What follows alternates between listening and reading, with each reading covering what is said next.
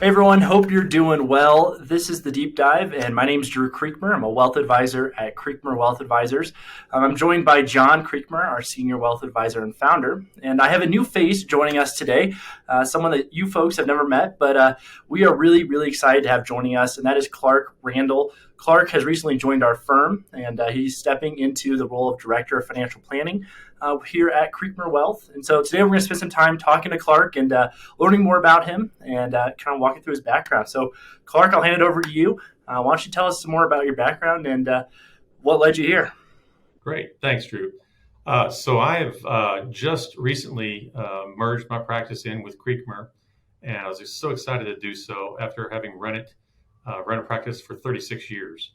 I thoroughly enjoy, more than anything else, financial planning, and I just decided I wanted to really focus more on that and less on the money management piece and some of the operations pieces. So it worked out to be a great opportunity because Creekmur was looking for someone who could take the lead in the financial planning role. So that's what I'm going to be doing here.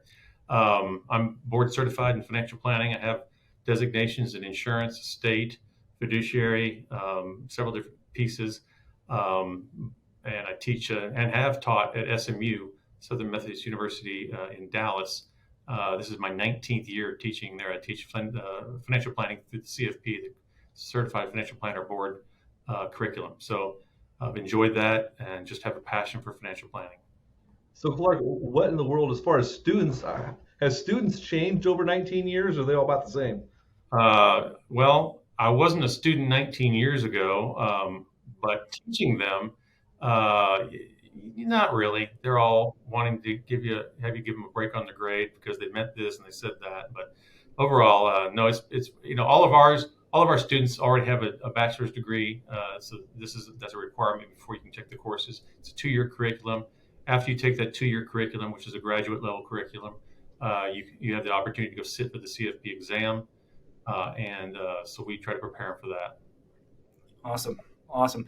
And Clark, can you kind of walk through for us just what is the importance of comprehensive financial planning? Because I think a lot of folks know financial planning is important, but they don't understand necessarily what is comprehensive financial planning and why do I need this? Well, I always liken it to going to the physician. So you go to the physician and you get a physical checkup. And so we call this a fiscal checkup. So we're going to actually take a look at your financial levels and that kind of thing. So you go to the doctor and maybe they do some exams. And if really all they did was just take your blood pressure and your pulse and say, you know what, we're going to go ahead and put you on this particular program, prescribe these pills, and take care of you, you might say, that's kind of odd. We didn't spend very much time in testing or anything. So I think a lot of financial advisors out there are kind of doing financial planning like just going into a clinic and getting your blood pressure taken and then start taking medications. The way we like to do it is we actually do a complete exam. Like you're getting your EKG, you're getting your blood and your urine and all the different tests. And then we come back, and after we've done the testing, the fiscal testing, we look at your risk profile. We look at investment strategies that might fit in. We look at insurance. We look at all the different areas: estate planning, tax, cash flow management. Look at all those things. Then we can come out with a plan to help you in your fiscal life. Now, once you've gone to the doctor, even if you went to the doctor, they did a comprehensive exam, they put you on a couple of medications, they told you to cut back on fats and exercise a little more. A year later, you probably wouldn't say, I don't ever have to go to the doctor again. I'm finished. I went. That's not the way financial planning works, and that's not the way medicine works. So we recommend that we go back and do an update. We want to update it periodically for a couple of reasons. Some things outside of your control might have changed. For instance, since 2017, we've had significant tax changes, many of them that affect most all of our clients, probably affect you watching this, that need to be updated in your plan. In the investment environment has been really crazy lately. Those kinds of things mean that we need to go back in for a checkup and just to make sure everything's the way it is. And we might have to adjust things Sure. because things change. Sure. Awesome. Awesome.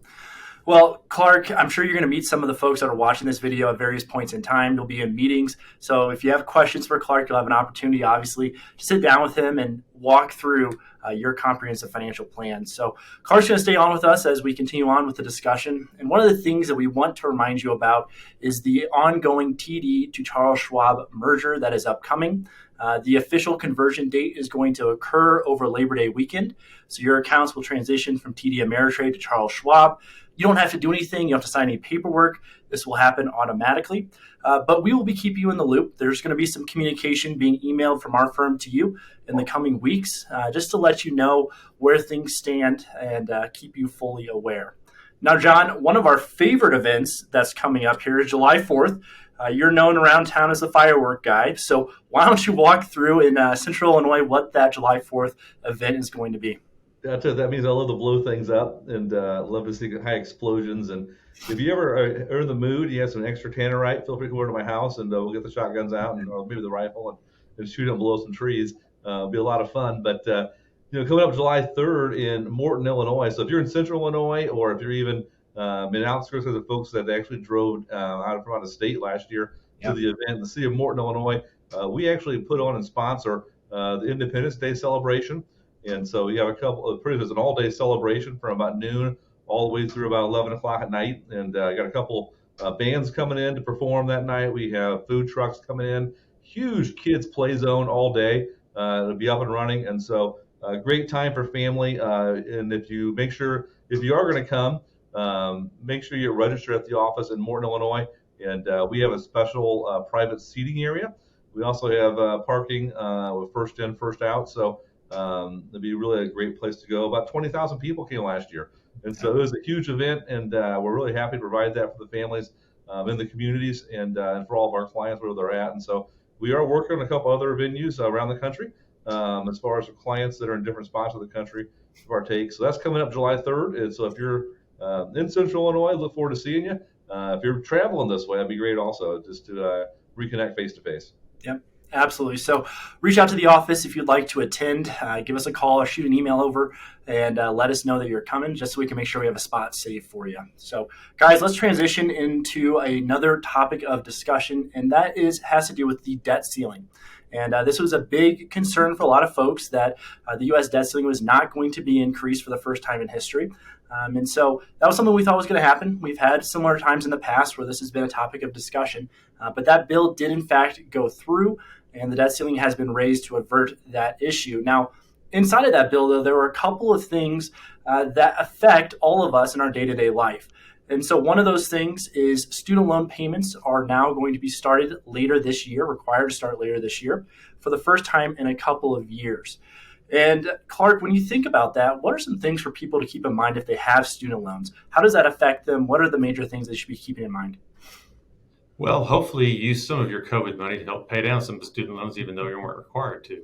Yeah. Keep in mind that the student loans, if they're federally insured student loans, are the ones that have had the ability to not pay, suspend the payments. I think starting to pay back student loans, the best way to do that is if you don't have the extra cash flow right now, you need to start thinking right now about some things that you can cut back on, maybe tighten the belt a little, eat out a little bit less, go on maybe one less vacation, and start allocating money toward those student loan payments.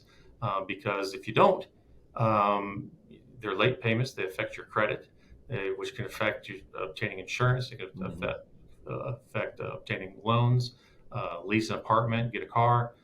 So paying back those student loans are going to be really important. And I think if people have gotten kind of used to maybe not having to pay them, but we're going to have to budget to make sure that we can get back in and take care of those. And I know that it's been a hot topic. I mean, I've had been on radio up in Chicago last week. Local news channels had us come in and speak a little bit on this, and so I know it's a hot topic for a lot of people. And the average monthly payment on federal student loans pre-COVID was $289 a month, and so that's there. And all of a sudden, then don't have to make payments for 3 years, and the vast majority of people stopped making payments, and so they weren't required, so they stopped making payments. We're not accumulating interest in that period of time on those loans for the majority of the federal student loans. But with that $289, they've replaced those dollars in their budget, either from decisions, they've upskilled lifestyle, or quite honestly, for a lot of people, inflation just ate up a chunk of that money. And so, like Clark said, right now you've got 2 months really to go in and say, let's look at the cash flows, look at the budget, let's figure out things we can cut out. If you need some assist on that, definitely reach out to Creekmur Wealth Advisors, connect with Connor. Got a phenomenal cash flow app program that'll help you on that. And also, Connor now is just finishing up a certification on federal student loan as far as education. And so, tremendous help on that. So, reach out to Connor. But the other thing that you may want to think about doing is there's two sides of every budget, right? There's the expense side. You can only cut out so many expenses. Make sure you're managing that well. Cut that on your apps that maybe subscriptions that you're not using. But then also you want to say, how can you generate more income? Bump up the income side, and maybe you can talk to your boss about a raise at work. Maybe if you perform well and manage your career well, maybe you can find some extra gigs to do, some ways to generate some additional money. But quite honestly, like Clark was saying earlier, debt repayment, whether it is for yourself or for children that you help put through school, that's part of that comprehensive financial plan. It all goes hand in hand with all your goal objectives. Yeah. One other quick thought about trying to save some money that doesn't hurt. You don't feel it. Is go out and reshop your auto insurance, your homeowner's insurance. Mm-hmm. That should be reshopped every 2 to 3 years anyway. But reshop that with different carriers. Make sure you're with a company that can go outside of just their one carrier. Other things like television services, cell phone services, all of those things. There's a pretty good chance you're going to save some money on one or more of those items. If you'll go ahead and shop those around, you just take that extra money and send it straight to the student loans. Yeah. Mm-hmm. I think that's a great point, Clark. I just bought a home, and I have all my stuff with Progressive. So I went to Progressive, and they got a quote for me. And I was like, man, that seems high. And I ended up shopping it around to a guy that's able to go out to all home insurers. He ended up saving me close to $1,000. I mean, that's definitely a great way to save some money there. So there's 3 average monthly payments for loans right there. Yep, absolutely. And there were 2 other major things with this debt ceiling bill that went through. One was a decreasing of the annual funding to the IRS, which we all know we have to pay taxes. We hate it, but that is part of it. And the other one was a 2-year cap on federal government spending. And this bill covers 2 years of government spending. And in 2 years' time, we're going to have this discussion again about the debt ceiling. But guys, I'll open it up to you. When you hear those 2 things, what are your initial thoughts? Let me just say, the way I've talked to my clients and people about the debt ceiling is imagine a family who has expenses that are significantly more than their income, and they have a huge credit card bill, and they've just reached the cap of their credit limit.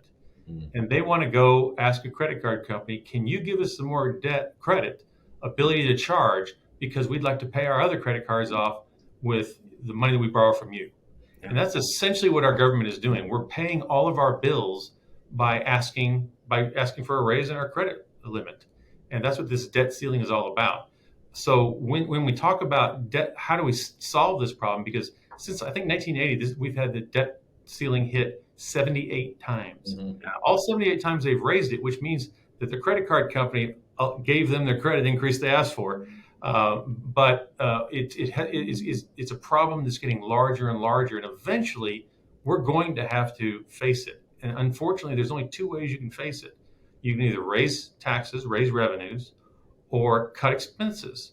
And nobody in politics wants to cut your government benefit, and no one in government wants to raise how much you have to pay in taxes. So they keep kicking it down the road. But it's something we're definitely going to have to deal with. Without a doubt. I mean, for whatever reason, we're not really willing, as far as from a governmental standpoint, to actually address the issues and face things square head on. But they're going to be forced to do it. Unfortunately, I think we hear a lot about raising taxes. That can only go so far. You can only tax so much. And so the reality ends up becoming a huge deflator as far as in the economy. And so they're really going to have to look at the expense side and figure out what that means. This 2-year moratorium, as far as a no increase in spending, is so fascinating because there's already built-in elevator clauses inside most federal budgets. And so what that means is those standard increases will continue to go through. What that means is no more additional increases. So we'll see how that plays out in time. Not to say I'm cynical, um, but we'll see how it plays out in time. But Clark, you're absolutely right, man. There's only two sides of it. One is the expense side, which they don't seem to want to address, and the other is simply the income side, that the raising of taxes and fees and ththings like that. Well, and Clark, you mentioned it earlier about tax planning and recent tax law changes. We know come 2026, we're reverting back to the pre-2017 tax law. So I would highly encourage you. I know we talked to a lot of clients about this, doing some advanced tax planning, but I would highly encourage you to reach out to your advisor and say, hey, can we take a look at my situation? Is there a way for me to save money in taxes? Because we know no matter what happens, taxes are going to go up here in a few years. I think that's a great thing for everyone to be doing. So, guys, last topic of discussion is structured notes. And before we get into structured notes, let's talk broadly about diversification and why it's important. All of our clients, we don't go out and just put your money into 3 stocks and we buy and hold those because that's not diversification. And diversification is really important for helping you weather the storms of the market. And I know, Clark, you alluded to that earlier. Why don't you talk a little bit broadly about why folks need to be diversified inside of their investment accounts? Well, the reason we have to diversify is because we do have a crystal ball, but it's broken and all the parts are on back order right now. So we don't know what's going to happen in the future. And trying to predict the future is like trying to predict the weather. We have some tools that are kind of accurate, but they're always subject to be wrong. So rather than trying to predict the future and predict what's going to be the best thing to invest in this year versus last year, we try to diversify. You remember your mother used to tell you don't put all your eggs in one basket, because if you drop that basket, you've lost everything. So we want to make sure we have pieces of your money in different select investment strategies that when some zig, the other will zag. And the one promise I think that we can make to you as your financial advisors and managers of your money is that we will never, ever, ever put all of your money in the one place that loses money. But we'll also never put you in an investment where the one place is the only thing that made money. Mm-hmm. Sometimes some parts of your portfolio make money, sometimes parts lose, but that's the purpose of diversification, just to make sure we even out the returns over time. And I think one of the keys is over time is that from season to season, environments changes, the economy changes, interest rates change, risk as far as the level of risk is going to go up and down. And so, but with that, you always have to be looking for different opportunities to find ways to build greater diversification into your portfolios, whatever that may mean. And sometimes we use tools for a season. Other times, years down the road, we may not. And so, Drew, recently, we've actually started bringing in into portfolios, when appropriate, a new tool for a lot of people called a structured note.